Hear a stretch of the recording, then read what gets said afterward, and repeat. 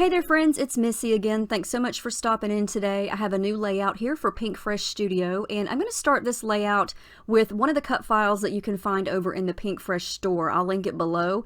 It's called the Greenery Top and Bottom Border, and I basically just duplicated it a few times and made a square frame and then welded it together, and I love how it turned out. I cut it on one of the pattern papers from the Days of Splendor collection, and I'm just going to use that on top of some white cardstock there to sort of start my design. Now that I have this frame in place, it's a matter of where's my photo going to go and how am I going to embellish. And I've got an outdoor photo of my daughter walking through some of the trees in our yard, and I just thought it was a really pretty photo. It was in the late afternoon and the colors just sort of jumped out at me to match this collection really well. And it was taken in the fall, so it's technically a fall layout and a fall photo. So you can kind of see there the idea I had with the embellishments. I'm going to use lots of florals and things.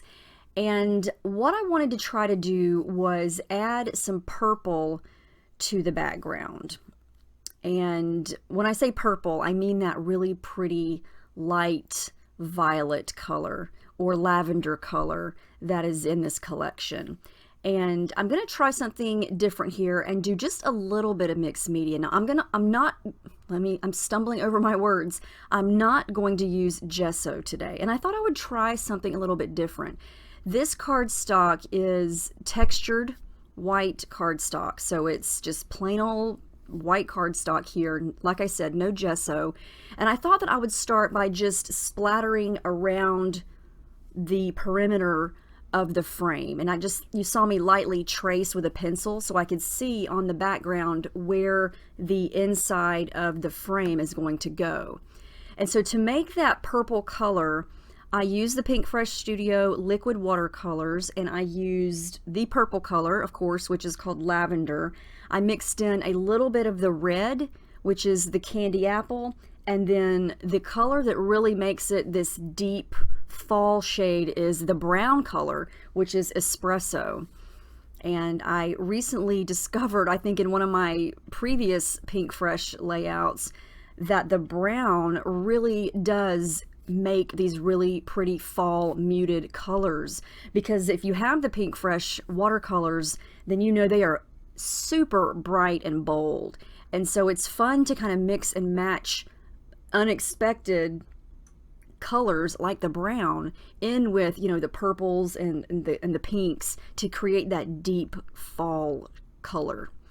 And I love it. And I'm just using my brush here to add splatters and drips. And so far I like this. It's different. I wanted to try something different rather than just using the packaging technique, or one of my favorite things to do is just slap down some color and then spritz it with water and kind of let the color run and blend. I wanted to do something a little different.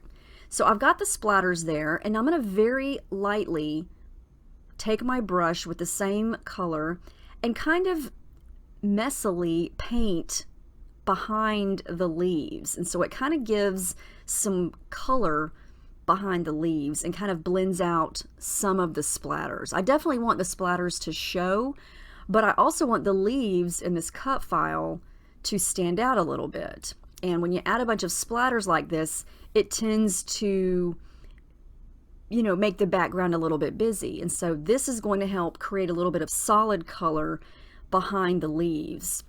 And this was actually fun, and it turned out really well. I was kind of worried and nervous at first because, you know, I'm a huge fan of gesso, and I love the effects that you get with gesso. But I knew that I wasn't going to do a lot of blending and multiple colors on this layout. I mainly just wanted to stick to this purple shade. And so I thought, well, let me just try it without gesso and be more deliberate with where I paint. And so I haven't even glued down this cut file yet. I'm just very carefully lifting it up and then painting a little bit of color.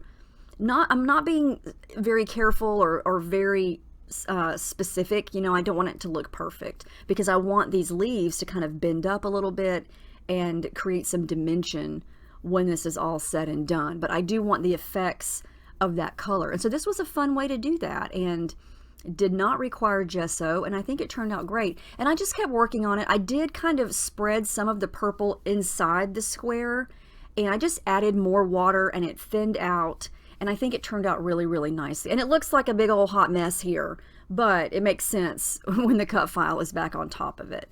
And that's pretty much the background, and I was pleasantly surprised with how easy that came together. And yeah, I hope you'll give something like this a try.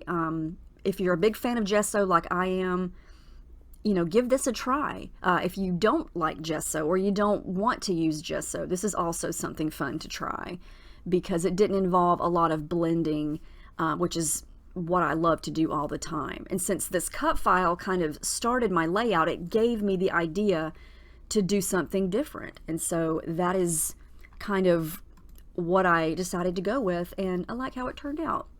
So now comes the process of embellishing. I know I want the photo to go up on the top part right there, and then I pulled out the stickers, the die cuts, some of the puffy stickers, and I'm going to trim off some of the white border around some of these floral die cuts, because sometimes I think the white border just, it makes the die cut stand out a little too much, and it depends on the layout. I'm actually going to use another one here in a little bit where I'm not going to trim off any of it, and it's going to be fine.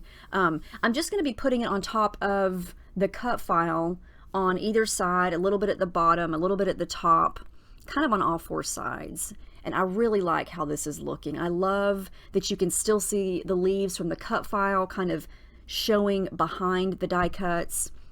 And I mainly went through and chose the purple flowers. Also the green, because there's green in the cut file. But then I also used a couple of the cluster die cuts that have that golden yellow color. And I thought, okay, that's a pretty color. It actually, I would never have thought that that color would have went with purple and green, but I actually like the shades of these colors together. I think it's because they're so muted and they're so, they just kind of, you know, scream fall. This is a fall collection, and so the colors just sort of went. It just made sense to me. So I went with it and made sure that that gold color was kind of added in on all four sides. And I'm trying to make sure that all of the colors are represented on all four sides. And I know I've got a lot of purple and a lot of green, but yeah, I wanted to kind of even it out. Wanted to use lots of leaves, lots of florals. And I'm going to use that scallop circle piece at the bottom because I like how it looks right there. And then to bring a touch of that golden color down to the bottom section, I'm going to use some tangled thread. And I happen to have that gold color in my stash, so I'm going to go with that and just kind of tuck it up underneath that scallop circle piece so you can see it kind of peeking out at the bottom. And I'm going to start to glue things down piece by piece.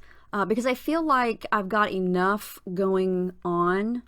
I like the big white space underneath the photo. I didn't want to cover up the entire inside of the frame with color because I feel like the white space in the middle and the white space around the edges gives your eye a blank place to rest because the rest of the layout is pretty busy. And so I wanted to leave that white.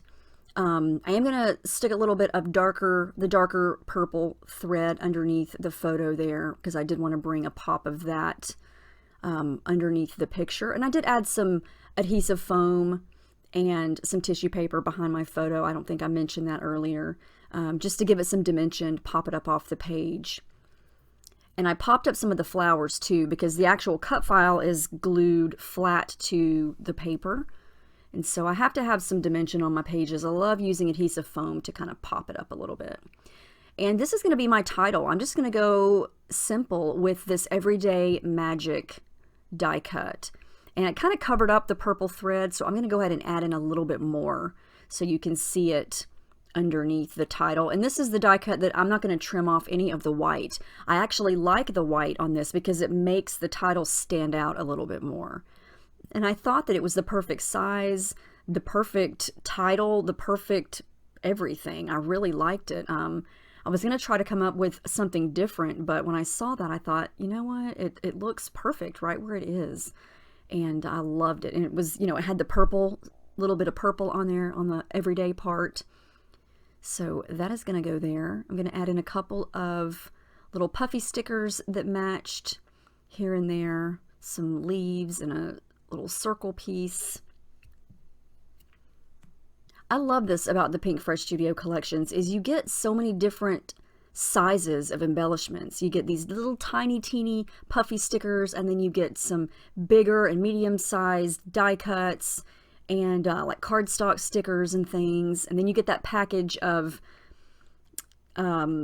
envelopes and dimensional die cuts, you know, that have sewing and things like that. I love that. You get a whole variety of things, which it's so fun to mix and match all those different types of things. Okay, here's my favorite thing. You guys know I love the essential jewels and crystals from Pinkfresh Studio. Again, I'll link those below too. They add the perfect texture, dimension, pop of sparkly color. I only wind up using those light brown ones though. I don't use the purple ones. Once I got all these light brown ones done, I felt like they did the job. And they are part of the crystals. The purple ones are part of the jewels. So yeah, I'll link those below. I just glued some of those around the page. You'll be able to see those up close here in just a minute.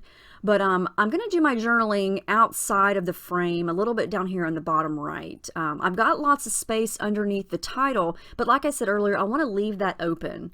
I want to have some empty space in between all of this other stuff that's going on. I feel like it helps the photo to stand out, it helps the title to stand out, and it helps everything else to kind of stand out. Because sometimes when you just cram too much into too small of a place, you kind of lose the focus of the photo, and I never want the focus off of the photo. So last thing I'm going to do is scatter around some enamel dots, but that's the final layout. There you can see in my proper lighting there. I love how this turned out, and I love that this whole design was based on this cut file. And like I said, it's called Greenery Top and Bottom Border. It comes with 2 little pieces, and I just duplicated it, like I said, and made it into a frame and welded it together. So always really take a look at the cut files, because you can manipulate them to make something totally different and will help dictate your layout and help you put it together. And that's exactly what happened here. But here are all the close-ups of all the detail, the dimension, all the beautiful die cuts and colors. And I am so glad that I scrapped this photo with this particular collection and these bits and pieces, because I think it turned out really, really pretty. So let me know if you have any questions, and yeah, I will see you guys in my next video. I hope you have a great week. Thanks for watching.